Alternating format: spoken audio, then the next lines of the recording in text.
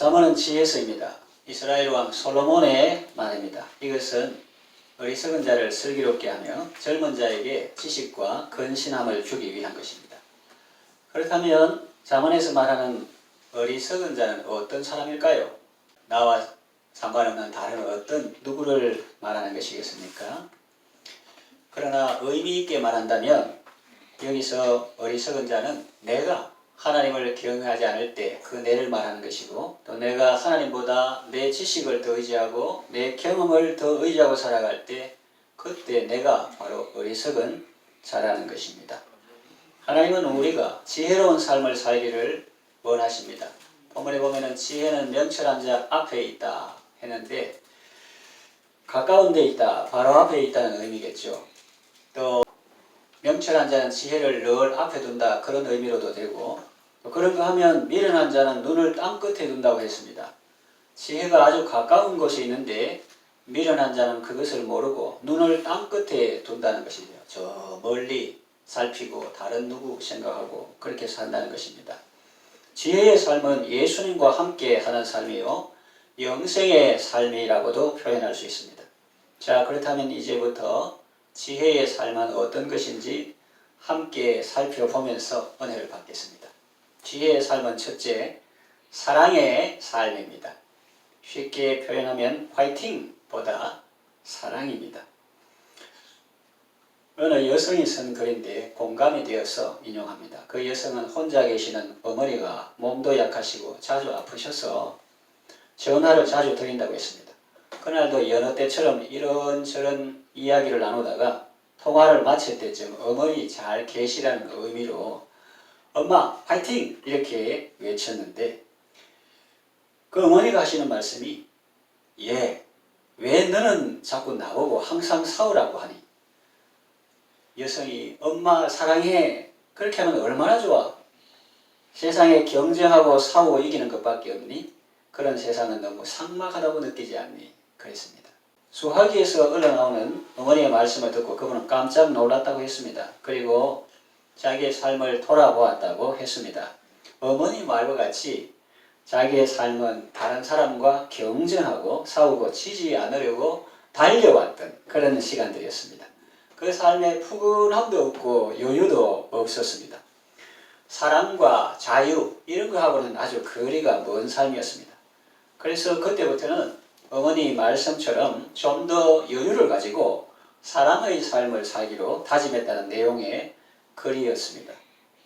어머니에게 파이팅을 외치던 그 여성의 모습 속에 우리의 모습은 없을까요? 오늘날의 사람들은 회사에서도 경쟁하고 학교에서도 경쟁하고 심지어는 교회에서도 경쟁하고 다투고 가정에서도 서로 다툽니다. 가정은 회사하고 다릅니다.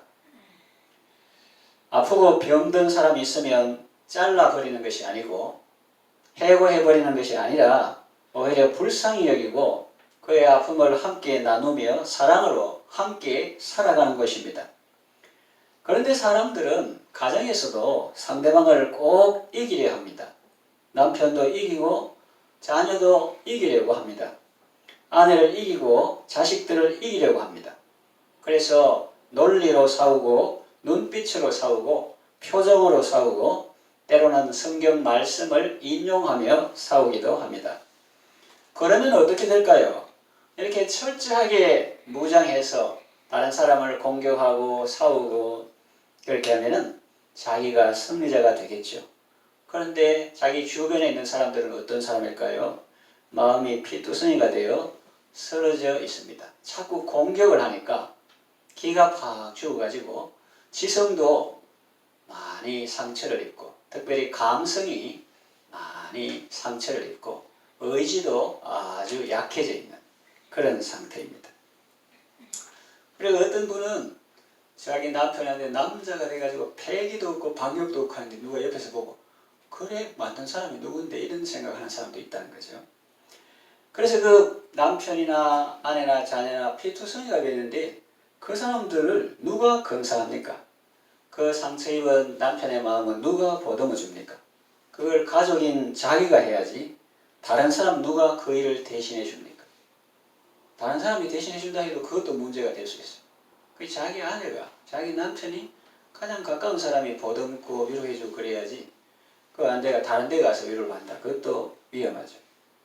승리자의 삶은 피곤합니다. 그러니 여러분 가족 간에는 제발 승리하지 마시길 바랍니다.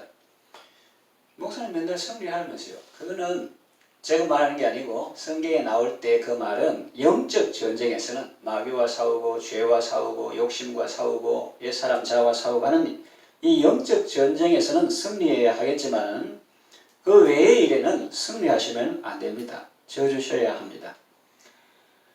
그러면 그가 잘못된 행동을 하는데 그의 손을 들어주라는 말입니까? 이런 강한 의문이 생길 수 있습니다. 아닙니다. 그런 말은 아닙니다. 그의 악행이나 그의 분노에 굴러가라는 말이 아니라 그의 속 깊은 곳에 있는 영혼의 외침에 귀를 기울이고 그의 영혼을 살리고 세워주라는 의미입니다. 그는 사랑받고 싶어합니다. 또 그 속에 있는 깊은 자아는 인정받고 싶어합니다. 또 존중받고 싶어합니다. 여러분이 이기지 말고 상대방이 이기도록 하십시오. 말은 쉽지만 행동이 어렵겠죠. 그러나 져주는 사람이 형님이고 언니고 아버지인 것입니다. 누가복음 15장 탕자 비유도 그 전지하신 전능하신 하나님 아버지와 같은 그 부자가 자기 둘째 아들이 집 나가면 고생하고 탕진하고 몰라서 보내줬겠어요? 다 알고도 넓은 의미로 말하면 실패할 자유까지 이렇게 주는 건데 우리는 걔가 그래 뭐하도록 미리 이렇게 다 지도하니까 스트레스 받고 또 바르게 사는 것도 자원하는 심령으로 아니고 이게 뭐 생각이 나오면 도망치를 치듯이 이렇게 해버리면 그 자율성이 상당히 약해진다 하는 것입니다. 그래서 우리가 돌아온 길을 봐도 하나님 아버지께서 전능하시지만 우리에게 얼마나 많이 져주셨는지 그래가지고 우리가 회개하고 돌아올 때 기쁨으로 받아주시고 그래서 자기가 져주면 옆에 있는 사람이 승리자가 됩니다. 그러면 여러분은 패배자가 되는 것이 아니라 함께의 승리자가 되는 것입니다. 아내의 관점에서 이야기했습니다마는 남편이나 자녀들도 마찬가지입니다. 언제나 여러분이 이기려고 하지 마시고 아내를 자꾸 이기려고 하지 마시고 자녀를 이기려고 하지 마시고 못 이긴 척 하는 게 아니라 정말로 져주고 기다려주고 또 자녀들도 자꾸 엄마나 아버지를 이기려고 하는 것이 아니라 그 말씀 듣고 이렇게 아까도 말했지만 그 위치가 어떠하든지 사랑으로 져주는 사람이 진정 큰 사람이다 그렇게 볼 수가 있습니다. 상대방을 승리자로 만들어주시고 상대방을 성공하게 하시고 상대방을 1등으로 좋은 남편으로 좋은 아내로 좋은 훌륭한 자녀로 그렇게 만들어 주십시오. 그렇다고 여러분이 패배자가 되는 것은 아닙니다. 성공한 사람들이 여러분 주변에 있으면 그리고 그 성공이 여러분의 희생과 섬김으로 주어진 것이라면 여러분은 행복할 것입니다. 어떤 사람과 싸울 때 그 사람에게 저주라는 의미가 아닙니다. 그 사람에게 저주라는 그런 의미가 아니에요. 우리는 사람을 상대하는 것이 아니라 주 그리스도를 섬깁니다. 너희는 주 그리스도를 섬기느니라 그렇게 말했죠. 저준다는 것은 쉽게 말하면 나는 죽고 예수님으로 사는 것을 말합니다. 경상도 말은 나는 딱 죽고 죽은 자는 말이 없고 내가 사는 것이 아니라 내 안에 예수 그리스도께서 나를 통해서 사시는 것을 말합니다. 내 안에 그리스도께서 나를 통하여 사실 때 다른 사람도 살리고 자신도 살게 되는 것입니다. 그 삶이 아름답고 복된 삶이요 또 가치 있고 의미 있는 삶이 아니겠습니까? 여러분들은 하나님의 사랑 안에서 지혜로운 삶을 살아가시기를 바랍니다. 두 번째 지혜의 삶은 소명의 삶입니다. 예를 들면 선착순보다 보물찾기 이렇게 이해하기 쉽게 말씀드릴 수 있겠습니다. 선착순은 어떤 것입니까? 한 가지 목표를 두고 여러 사람이 달려가는 것입니다. 군대에서도 하고 학교에서도 하고 저 운동장에 나무 돌아와 이렇게 하죠. 또 저 산꼭대기 지점 돌아와 이렇게 합니다.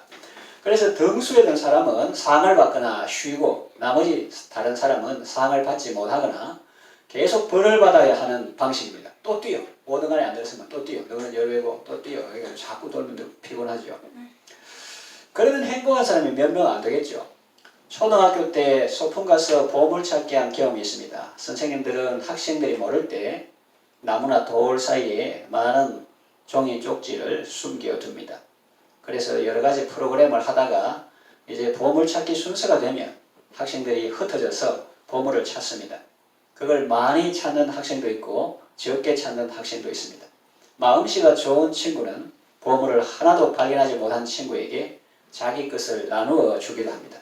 그래서 모두가 상을 받고 행복해하던 추억이 있습니다. 선착순은 모든 사람이 한 방향으로 다 뛰기 때문에 먼지도 많이 나고 서로 부딪히기도 합니다. 그러나 보물찾기는 모든 사람이 흩어져서 찾기 때문에 서로 부딪히지도 않고 속도도 아주 자유롭습니다. 빨리 뛰어가서 이렇게 선상이지만 천천히 가면서 자기 발밑에서도 죽는 사람도 있고 그렇습니다. 선착순 방식이 언제나 나쁘다는 말을 하는 것은 아닙니다. 군대에서 훈련을 받거나 회사에서 경쟁력을 높이고 효율성을 높이는 데 필요한 방식일 수도 있습니다. 그리고 어떤 한 부분에서는 우열을 가리는 것이 필요할 때도 있습니다. 왜냐하면 운동선수도 선발하고 과일도 선별하는 기계가 있죠. 모두가 다 국가 대표가 될 수는 없는 것이고 모든 상품이 다 특산품이 될 수는 없는 것이니까요. 어느 부분에서는 필요할 수 있습니다. 학생이 공부를 하거나 달리기 선수가 달리기를 하거나 그 현장에 있을 때는 최선을 다하는 것이 옳습니다. 그러나 인생 전체를 보면은 공부 외에도 중요한 일이 많이 있음을 알 수가 있습니다. 학업 성적이 나쁘다고 비관할 필요는 없다는 말입니다. 그 외에도 성적 외에도 창의성이나 꾸준함 그리고 협동심이나 인화성도 인생에서 참으로 소중한 가치들이기 때문입니다. 그래서 제가 지금 말씀드리는 것은 하나님이 우리를 부르신 그 부르심의 소망을 따라서 할 때 참된 기쁨과 만족이 있다는 것입니다. 하나님께서 나를 부르심의 소망이 뭔지 알면 행복해집니다. 하나님이 나를 왜 세상에 보내셨나? 나를 왜 자녀 삼아주셨나? 그리고 지금 내게 바라시는 소망이 무엇인가? 이것을 알 때 기쁨이 있고 설렘이 있습니다. 거기에 나의 존재의 가치가 있고 존재의 가치대로 쓰임받을 때 참다운 행복이 있는 것입니다. 그리고 자신의 소명을 알 때 고난도 극복할 수가 있는 것입니다. 하나님이 모세를 부르신 목적은 뭡니까? 그를 통하여 이스라엘 백성을 가나안으로 인도하게 하기 위해서죠. 또 하나님이 바울을 부르신 목적은 뭡니까? 임금들과 총독들과 이방인들에게 복음을 전하게 하기 위해서죠. 그럼 하나님이 우리를 부르신 목적은 무엇입니까? 구체적인 작은 거 각자마다 있겠지만 크게 말하면 흑암의 권세에서 그의 사랑의 아들의 나라로 옮기신 하나님의 아름다운 덕을 선전하게 하려 하심입니다. 또 선한 일에 열심하는 친백성이 되게 하기 위해서입니다. 하나님이 당신을 그 가정에 보내신 목적이 있습니다. 그 일터에 보내신 목적이 있습니다. 그리고 이 교회에 부르신 목적이 있습니다. 하나님께서 나를 부르신 소명을 따라서 사는 삶이 지혜의 삶입니다. 세 번째 지혜의 삶은 충실한 삶입니다. 이걸 이해하기 쉽게 표현하면 조건부 미래보다 충족한 현재입니다. 어떤 사람은 내가 경제적으로 조금 여유가 생기면 그때부터 뭘 해야지 라고 생각합니다. 그러는 동안에는 아무 일도 못하겠죠. 또 요즘 같은 표현을 쓰면 어떤 사람은 코로나가 끝나면 그때부터 내 예배생활 해야지. 신앙생활도 잘하고 모임에도 잘하고 그래야지. 그러면 코로나가 계속되면 주님 오실 때까지 예배 뭐 한다는 겁니까? 코로나가 경제도 마찬가지예요. 코로나가 끝나면 그때는 좋아지겠지 하면서 시간 변동되기만 기다릴 게 아니라 자기가 그 속에서 할 수 있는 것을 찾는 것이 지혜겠죠.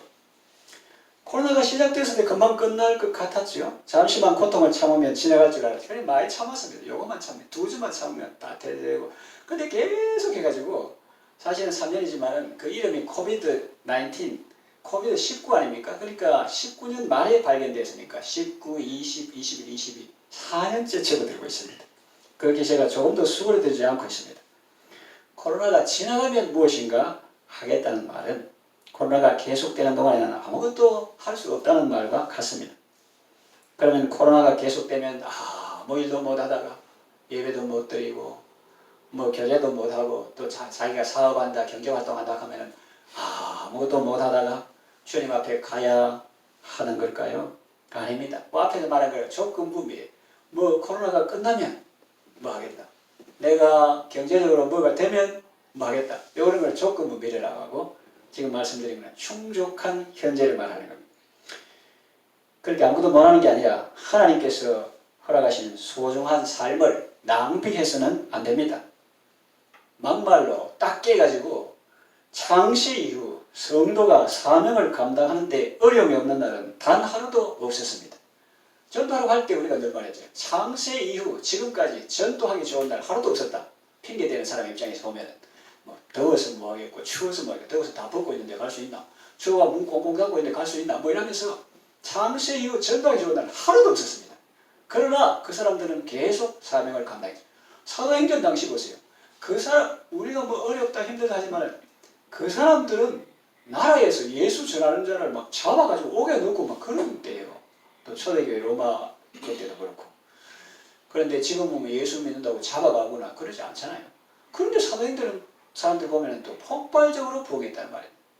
3,000명, 5,000명 이렇게 하면서 허다한 제사장의 무리도 복종하고. 그래서 창세 이후 우리가 사명을 감당하기에 어려움이 없는 날은 단 하루도 없었습니다. 코로나보다 더한 일도 많았습니다.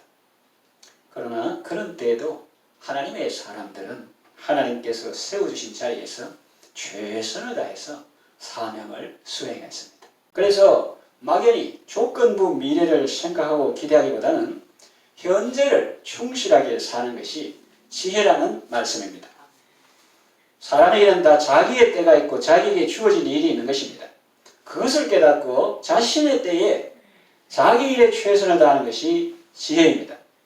오늘이라는 이 하루는 어제 죽은 사람이 그토록 살아보기를 원했던 날이니 감사하며 살아야 하겠습니다. 목사직도 후보생들이 그토록 원하는 일이니 감사하며 목회해야 하겠습니다. 그러면 지금 살아있는 사람이나 현직 목회자만 중요하고 임종을 앞둔 사람이나 목사 후보생은 안 중요하다는 말입니까? 그렇지 않습니다. 임종을 앞둔 사람은 주님께서 땅 위의 수고를 그만하라고 하시니 시므온처럼 주께서 이제 종을 평안히 놓아주시는구나 하고 생각하며 감사한 마음으로 주님 앞으로 갈 수 있습니다. 그리고 젊은 목회자들도 주님께 대한 처음 사랑을 가지고 있는 때다. 지금은 섬길 기회도 상대적으로 많다. 그래서 감사함으로 목회할 수 있는 것입니다. 목사의 경우를 예로 들었지만 여러분들도 마찬가지입니다. 제가 지금 말씀드리는 것은 누구는 좋고 누구는 안 좋다는 것을 말하는 것이 아니라 누구든지 또 그가 지금 어떤 과정 가운데 있든지 다 자기 때가 있고 또 그 때에 맞게 자기가 할 수 있는 일이 있다는 것입니다. 전도서 9장 10절에 내 손이 일을 얻는 대로 힘을 다하여 할지어다. 내가 장차 들어갈 스월에는 일도 없고 계획도 없고 지식도 없고 지혜도 없음이니라 그랬어요. 여기서 스월은 지옥이라기보다는 어떤 때는 지옥을 의미하기도 하지만 여기서는 그저 단순히 사후 세계를 말한다고 볼 수 있습니다. 그래서 사람이 죽으면 더 이상 일할 것이 없습니다. 일할 수 있다는 것은 아직 살아있다는 증거입니다. 죽으면 일을 하고 싶어도 못한다는 것입니다. 주님을 위해서 좀 충성하고 싶은데 없어. 그러니 일을 만나면 최선을 다해서 하라는 것입니다. 사람들은 그 사람이 금수저냐 흙수저냐에 관심을 많이 가집니다. 그러나 하나님은 그가 얼마나 받았느냐 보다 그것을 가지고 얼마나 기여하는 삶을 살았느냐를 보십니다. 사람들은 삼성가나 현대가의 사람들을 부러워하고 그들의 삶에 관심을 갖습니다. 그러나 그보다 더 관심을 가지고 소중히 여겨야 할 것은 무엇입니까? 무엇입니까? 바로 여러분 자신의 삶입니다. 성경을 보면 하나님은 5달란트 받은 자나 2달란트 받은 자를 평가하실 때 이 많이 받은 사람 또 적당하게 받은 사람 그런 사람 평가하실 때 그가 얼마나 많이 받았는가를 묻지 않습니다. 네가 금수저를 물고 태어났나 흙수저를 물고 태어났나 얼마나 많은 것을 부모에게 물려받나 그런 걸 안 물어요. 그 대신에 뭘 가지고 평가합니까? 그 받은 것을 가지고 얼마나 남겼느냐를 보십니다. 그러니까 성경 보면 주님께 칭찬받은 5달란트 받은 사람이나 2달란트 받은 사람이 어떻게 했습니까? 바로 가서 그것으로 장사하여 자기에게 있는 걸 귀하게 여겨.